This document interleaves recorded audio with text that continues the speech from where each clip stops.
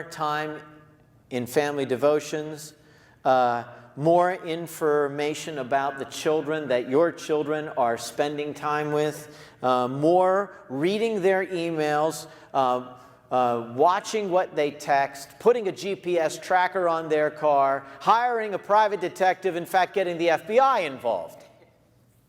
We can do more. And I'm not saying that you shouldn't do some of those things, although the FBI probably wouldn't take the case.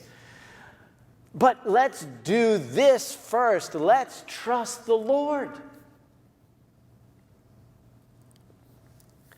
I would recommend to you A Praying Life, a book by Paul Miller. And it was in that season I was reading that book and began to pray for my children in earnest.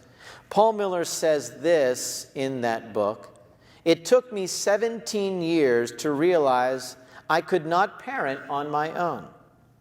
It was not a great spiritual insight, just a realistic observation.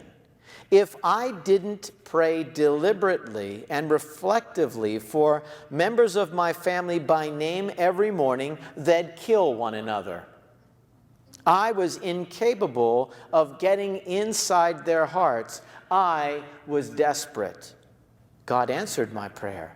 As I began to pray regularly for the children, He began to work in their hearts. For example, I began to pray for more humility in my eldest son, John. About 6 months later, he came to me and said, "Dad, I've been thinking a lot about humility lately and my lack of it. I began to speak less to the kids and more to God." It was actually quite relaxing. What happened to Paul Miller? What changed in his parenting?